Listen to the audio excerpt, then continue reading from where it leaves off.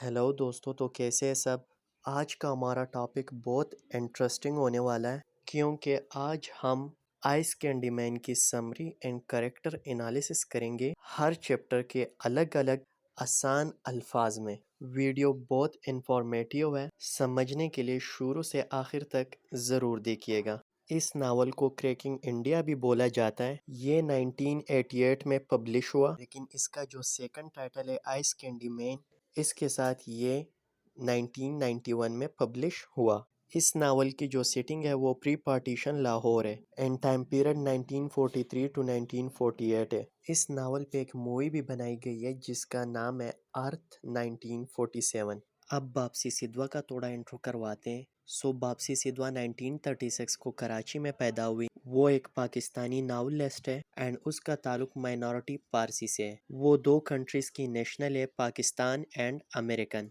हमें उसकी राइटिंग में फेमिनिस्ट पर्सपेक्टिव देखने को ज़्यादातर मिलता है एंड आइस कैंडी मैन इसकी एक मिसाल है। उसने बहुत सारे अच्छे वर्क्स किए जिसकी बदौलत उनको बहुत सारे एजाज़ात से नवाजा गया, जिसमें एक सितारा इम्तियाज़ भी है जो पाकिस्तान हाईएस्ट एवार्ड है। उसके मशहूर फेमस वर्क्स में से cracking India, the bride, the crow eaters and American brat है। अब वन बाय वन हर चैप्टर की summary and critical analysis start करते हैं। इन चैप्टर 1 हमें ये बताया गया है कि सिटी हाउस जो है वो प्री पार्टीशन से पहले लाहौर में वाक़या है, क्योंकि पार्टीशन से पहले लाहौर इंडिया में आता था। लेनी जो है वो 4 ईयर ओल्ड पोलियो चाइल्ड है एंड इलेक्ट्रिक आंट एंड उसका एक बेटा गॉड मदर लिव्ड अराउंड लेनी हाउस।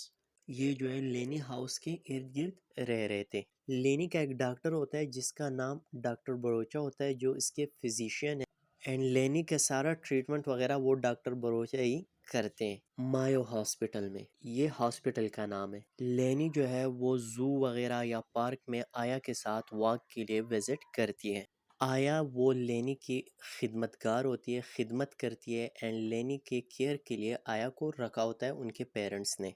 आया जो है 18 ईयर एक चार्मिंग खूबसूरत लड़की है जिसका ताल्लुक अमृतसर से होता है। क्वीन गार्डन जो है ये उनका फेवरेट प्लेस है, मतलब ये हर जगह विजिट करते हैं, लेकिन क्वीन गार्डन को इन लोगों को क्वीन गार्डन से एक अलग ही लगाव होता है। इस नावल में मुख्तलिफ कम्युनिटीज़ के लोगों को प्रेजेंट किया गया है, चाहे वो सिख कम्युनिटी से हो, मुस्लिम कम्युनिटी से हो, पारसी कम्युनिटी से हो, माइनॉरिटी से हो, हर किस्म के लोगों को प्रेजेंट किया गया है। एंड लेनी ये स्टोरी जो है अपने इर्द गिर्द की पूरी स्टोरी जो है चाइल्ड पॉइंट ऑफ व्यू से नरेट करती है। अब सेकंड चैप्टर में ये होता है कि पारसी लोग जो कम्युनिटी से ताल्लुक़ रखते हैं वो कहते हैं कि हमें न्यूट्रल रहना चाहिए पूरा पार्टीशन में, लेकिन न्यूट्रल रहना जो है वो तो मुश्किल होता है। अब लेनी एडल्ट कन्वर्सेशन सुन के उनको पता चल जाता है कि हमें अपना एक अलग प्रोफाइल जो है पॉलिटिकल प्रोफाइल अडॉप्ट करना चाहिए, ताकि उनकी जो कम्युनिटी है वो महफूज रह सके पूरे पार्टीशन में।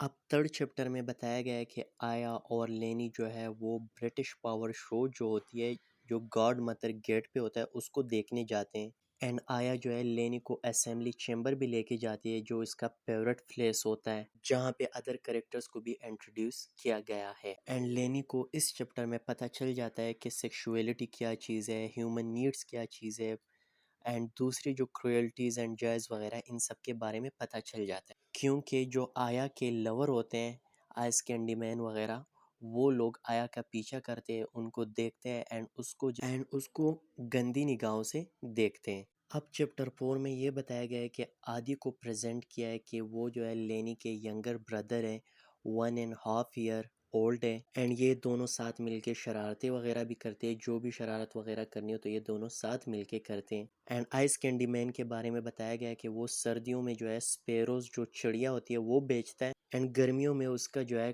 पेशा चेंज होके आइस वगैरह बेचता है जो बर्फ़ होता है। एंड यहाँ पे ये भी बताया गया है कि आइस कैंडी मैन जो है वो आया से सिर्फ जो है लव नहीं करता, प्यार नहीं करता, बट कि फिज़िकली जो है वो भी उनसे इम्प्रेस होता है एंड उसको फिज़िकली भी लाइक करता है। अब चैप्टर 5 में जो है वो लेनी फैमिली के विज़िट के बारे में बताया गया है कि वो जो है लाहौर चले जाते हैं, जो वहाँ पे ब्रिटिश की विक्ट्री सेलिब्रेशन होती है ना, तो वो मनाने जो उन लोगों ने जापान से जीत के जंग जीती थी वगैरह, तो उसके बारे में जो सेलिब्रेशन होती है उसको देखने जाते हैं लाहौर। एंड ये भी बताया गया है कि समर में जो है एट फायर टेम्पल कर्नल बरोचा जो है वो एड्रेस करता है गैदरिंग को अबाउट माइनॉरिटी, के माइनॉरिटी के बारे में, एंड माइनॉरिटी ने क्या करना होगा आफ्टर पार्टीशन के, क्योंकि ये लोग तो पहले न्यूट्रल रहना चाह रहे थे लेकिन अब तो न्यूट्रल रहना मुश्किल हो गया, तो इस वजह से कर्नल बरोचा जो है वो माइनॉरिटीज़ को रिप्रेजेंट करता है।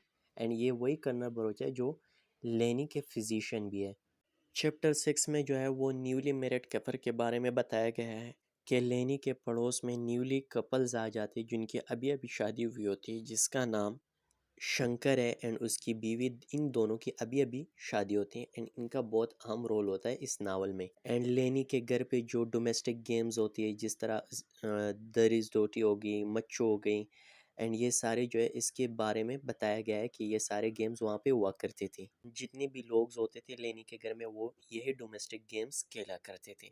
अब चैप्टर 7 में इमाम दीन को प्रेजेंट किया गया है राइटर ने कि वो एक 60 साल का ओल्ड मैन है जो बाय प्रोफेशन जो है एक कुक है लेनी के घर पे। एंड ये 3 टाइम्स जो है वेडोड है एंड 4 टाइम्स इसकी शादी हुई है, मतलब 3 बीवियाँ उनकी चली गई है या उनकी डेथ हुआ है या इस तरह, एंड 4 टाइम्स जो है इसकी शादी हुई है। एंड ये एक बुजुर्ग इंसान है एंड ये लेनी को अपने साथ जो है अपने गांव जिसका नाम पीर पेंडू होता है वहाँ पे भी लेके जाता है, क्योंकि ये बच्चों से बहुत प्यार करते हैं।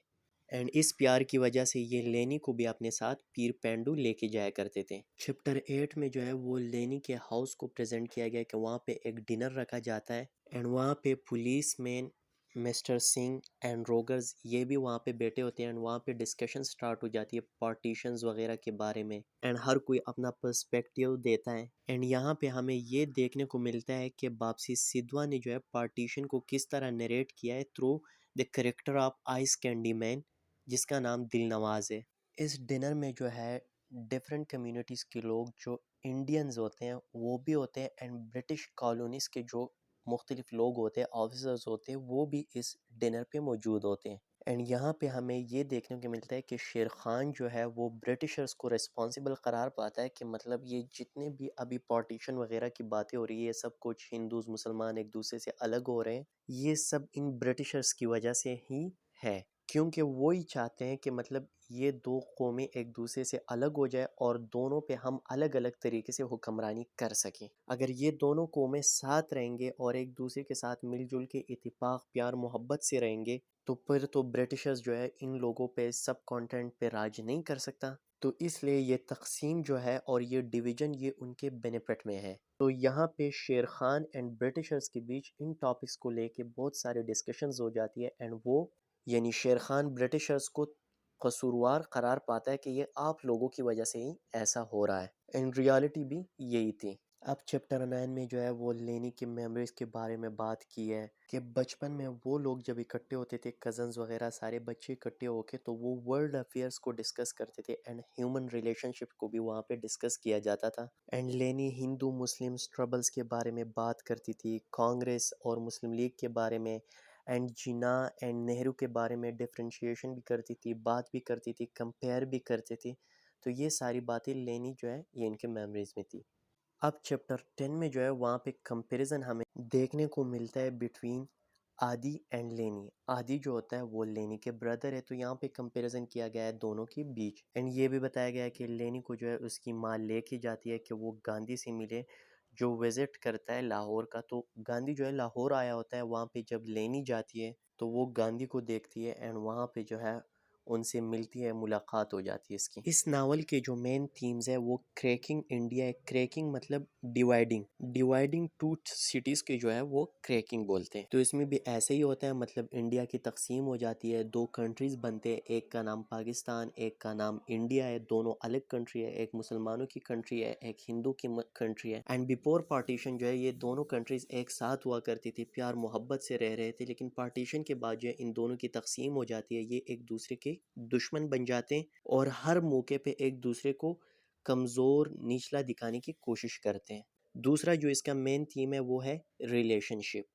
रिलेशनशिप में हमें ये देखने को मिलता है कि आइस कैंडी मैन आया से कितना प्यार करता है, क्योंकि आइस कैंडी मैन आया को बहुत पसंद करता है, हालांकि उसको पता होता है कि आया जो है वो हिंदू फैमिली से है एंड आइस कैंडी मैन जो है दिलनवाज जिसका ताल्लुक मुसलमान कम्युनिटी से है, लेकिन फिर भी वो एक दूसरे को बहुत पसंद करते, प्यार करते, क्योंकि पार्टीशन से पहले इन दोनों के बीच जो है कोई सेपरेशन नहीं थी। सारे सिख्स, हिंदूज, मुस्लिम आपस में भाइयों की तरह रह रहे थे। लेकिन जैसे पार्टीशन हुई थी, इन लोगों का ये मोहब्बत भी नफ़रत में तब्दील हो गई, क्योंकि हिंदूज जो है वो दिलनवाज के बहन को कत्ल कर देते हैं, पूरे मुसलमानों को मार डालते हैं, जिसमें इनोसेंट पीपल की भी डेथ्स हो जाती है।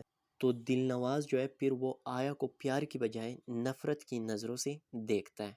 यहाँ पे थर्ड जो हमारे पास थीम है वो है सेक्सुअल अवेयरनेस। तो सेक्सुअल अवेयरनेस जो है वो हमारे पास ऐसा है कि मतलब इसमें जब आया के पीछे ये आइस कैंडी मैन और जो इनके चाइना मैन, पठान वगैरह ये सारे आया के पीछे आते हैं, तो वो सारे तो सिर्फ आया को पसंद नहीं करते बल्कि उनको जो है गंदी निगाहों से भी देखते हैं। सो लेनी को वहाँ पे पता चल जाता है कि सेक्सुअल अवेयरनेस क्या चीज़ है, सेक्सुअलिटी क्या चीज़ है एंड ये इंसान की कितनी ज़रूरत है।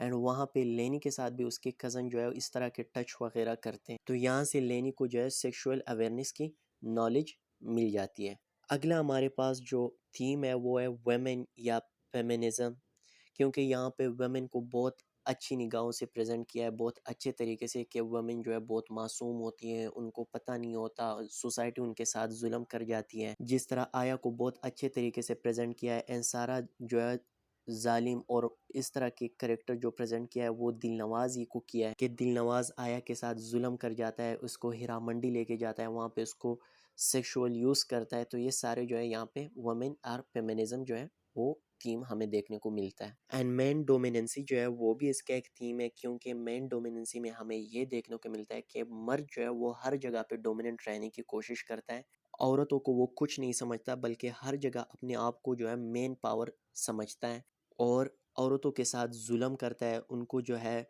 बहुत मार पीटता है, उनके साथ ज़्यादतियाँ करता है। जिस तरह दिलनवाज की शक्ल में हमें देखने को मिलता है कि वो आया को जो है हीरा मंडी लेके जाता है, उसके साथ ज़्यादतियाँ करता है, वहाँ पे उसका फिज़िकल यूज़ करवाता है, दूसरे लोगों से उनको यूज़ करवाते हैं, उन पे जुल्म करवाता है। तो ये सारे जो है हमें मेन डोमिनेंसी में देखने को मिलता है। होप्स हो कि आप लोगों को ये वीडियो समझ भी आया होगा एंड पसंद भी आया होगा। दूसरे लिटरेचर से रिलेटेड वीडियोस देखने के लिए हमारे यूट्यूब चैनल पे विज़िट कर सकते हैं। शुक्रिया।